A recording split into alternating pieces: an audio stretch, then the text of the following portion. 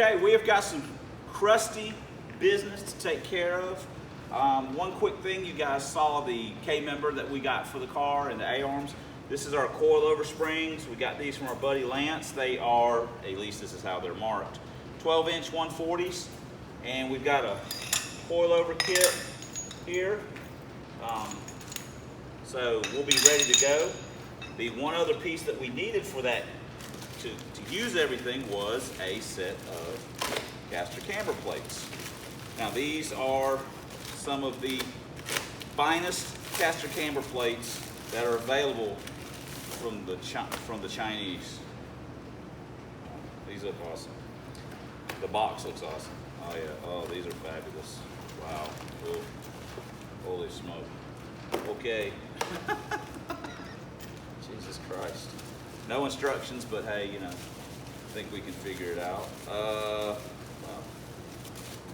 they may not be good at building anything, but they can damn sure seal something up.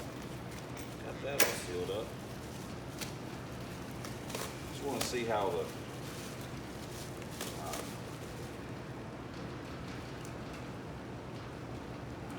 it'll be all right, I guess.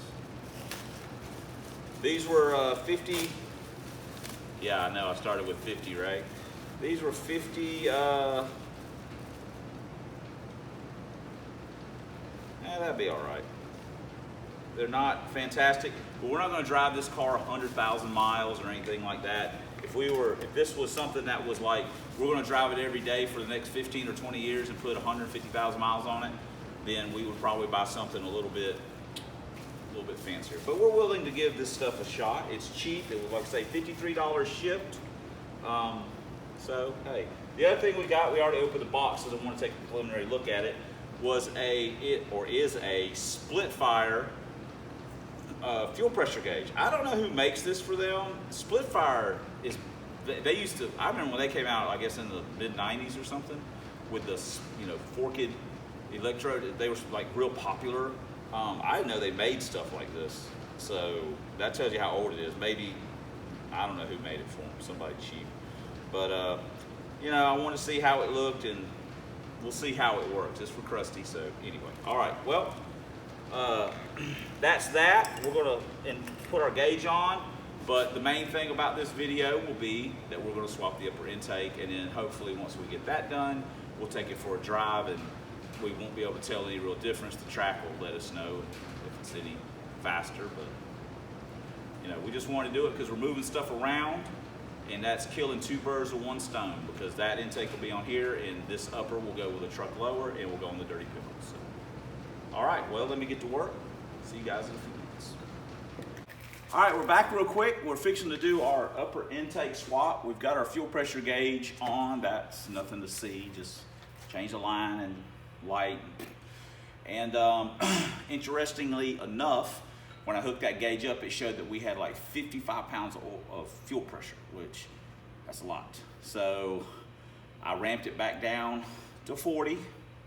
And after we get the intake swapped, I'm gonna kind of take it around and drive it and see how it feels. Remember, it felt kind of flat before, so at least I know where it was when it was running fine according to this gauge. I just need something to reference from. Whether it's completely accurate or not is somewhat irrelevant. I just need a number to work from when I'm making changes lower or higher. So we'll see. We'll try it out, but the thing I want to show you was, that I forgot, is that we have also an oil pan to put on kRusty. You may notice there's some significant damage right there. That is from when the friend of mine that I bought these heads and intake and stuff from, the motor blew up that was in it, and it was built by, well, Precision Engine Service. Says it on the sticker on the pan. I guess that's who built the motor. He bought the car from a guy that was already all done up, and it kicked a rod out of it, just destroyed it. So we know this pan fits with these headers, so when we do our K-member, we're going to put the pan on also. It's a kick-out pan, so it's not a deep sump. We can actually think we're going to be able to get away just fine using a stock pickup, so that cuts down on the cost. It already had the dipstick, screw-in dipstick tube with us, so it's like a win-win-win. We bought the pan and the headers from my buddy. We paid think we gave him $200 for the pan and headers, so, you know, I'm gonna chalk that up as a decent deal. We were gonna actually use it on the LTD originally, but it wouldn't fit with the headers. The kickouts hit the headers, so, but we know it fits with these headers. So we're gonna put that on when we do the K-member, but that's not what we're doing today. We're swapping upper intakes from our Vortech to our systemax, so let me get to it and we'll be back in a few minutes. All right, we've got our Vortech upper off, and now you can actually see it and the systemax side by side. There's a couple obvious differences. The throat area is much wider or taller than it is on the systemax. The systemax, on the other hand, seems to be much wider in this upper plenum area. It is. And other than that, they don't seem to be huge differences. The systemax is based off of the Vortech / saline style upper intake. These also had extra bosses on the back to run an extra set of injectors, because this was back before the days of 90 and 100 and whatever pound an hour there are for injectors. That back then there was only like 38s, I think may have been the biggest. Then we got like 50s, and so guys were actually running 2 sets of injectors. But we don't expect this to make any real difference. We just want to put the systemax on since we have that upper, and we want to put the Vortech upper on the Dirty Pickle since it will have a Vortech supercharger. It just, you know, it just fits. It doesn't make any sense to have a truck lower with a systemax upper and a systemax lower with a Vortech upper. That doesn't make any sense to me. So we're going to do it. This is kind of retro for Dirty Pickle, and this is what's going to be going on kRusty. We're actually just going to leave the throttle body situation the way it is. We're going to swap TPSs. This one has like a GM style pigtail that they put on it, so we'll just put our own thing. And we've also got to swap over the IAC and just a few little fittings, and then it's good to go. It's ready to bolt on. It'll bolt on just like the Vortech does, and you know, should be ready to go. Like I say, I don't expect anything to pick up, but you know, we'll have the infamous "what will it run" thing. So all right, let me get back to work. But those are some of your differences. Like I say, I want to say that they're probably basically the same size right here. Sorry. Oh, I don't know. Ooh, systemax looks bigger. Ooh, yeah. I say systemax looks, I don't know. Systemax looks bigger to me. Just looking at them, sitting here comparing them, so to speak. They are, so yeah, systemax looks a little bigger. I don't know. Maybe we're onto something here. All right, well, let me get to work. All right, guys, I was able to scrounge up enough fittings and plugs and stuff. I mean, I had stuff laying around, but one of the fittings is from a factory intake, so it doubles up as our brake booster source, and our fuel pressure is teed off of it. So happy with that. I've also measured the outlets on these runners. They are these measure like 240 long, 2.4 long, 1.4 wide. These were like 2.33 long, 1.30 wide. So this one's actually bigger. I mean, the naked eye, you can see it. But so we also had another TPS sensor. Hopefully this one works. We pulled it off of a throttle body off of a car that was running, so should be okay. I hate when I don't want to hate, but I mean, I kind of, when I swap stuff that's kind of unknown, and if we have an issue, we're like, well, is it this? So I know you're saying, well, why don't you just use that? Well, because I'm stupid, that's why. You guys should know that now. So, all right, well, we are ready to go. This one doesn't have the bolt. I don't have the bolt for it anyway, but they're not using the bolt through the center. You know, I didn't have that. The Vortech didn't actually use a bolt hole. It used this deal, like on the ends. And let me tell you something. I may be known as the magician, but you gotta be a magician to get that in there. They must have some kind of special wrench, or they made a wrench to, whatever. So We won't have it in here either, but this one uses center bolts, so it's no big. Whatever, it'll be fine. Everyone calm down. Let's go put this on. All right.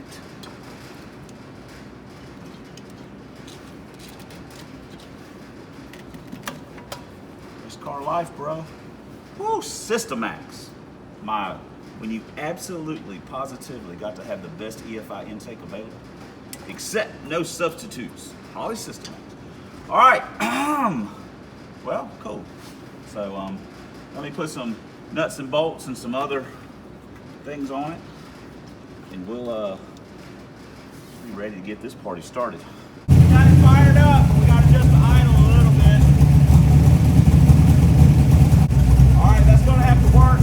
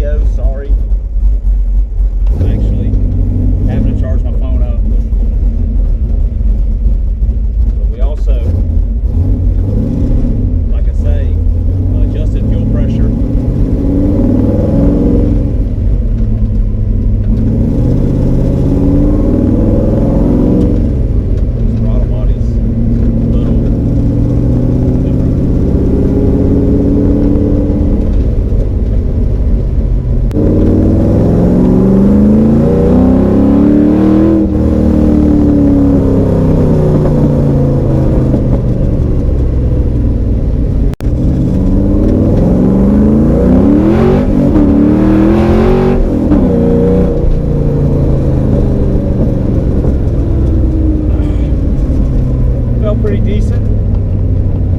I mean, it spins. We got stuff in the car. Blah blah blah. So, like I say, we'll. I don't know if we'll be able to get everything done tonight that we want to do. They're supposed to have a race tomorrow, so I don't know how many passes we're going to get to make. So we still got to work on. We got a lot of stuff we got to work on the launch. I'd like to just mess with the fuel pressure a little bit. And we got a few other little things here and there. So it's a lot. Anyway, let's go ahead and wrap this video up and call it good. All right, guys. Well, that's going to do it. I apologize for the wind noise. I'm just doing it outside because I need a little sunlight. So that's gonna wrap up our little thing. We put our fuel pressure gauge on, one that at least reads, so we at least got numbers to work from.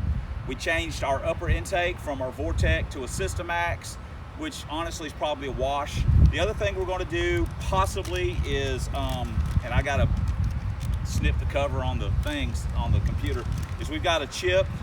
David's got a tune that he's going to load in, I think, and see, move the fuel limiter. Maybe we can put a little bit more RPM into it, and stuff like that. I don't know if we'll get to that. Like I say, we still got to work on the launch, and like I say, with the intake and fuel pressure. So we got a lot going on anyway. Just trying to do little things. I know David can do the fuel through the chip, but I just don't know if we'll get to this.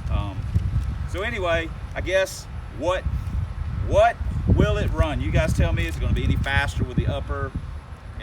The weather is probably going to be just a little bit better. The fastest we went last time was a 720. That was okay. I would have liked to have seen some teens, but sometimes that's just the way it is. So anyway, you guys tell me, put in the comments, whatever, blah blah blah, and the next video you'll see of kRusty will be at the track, because I'm actually fixing to load up and go that way. So we'll see you guys later on the, I'm not even gonna say that stuff anymore.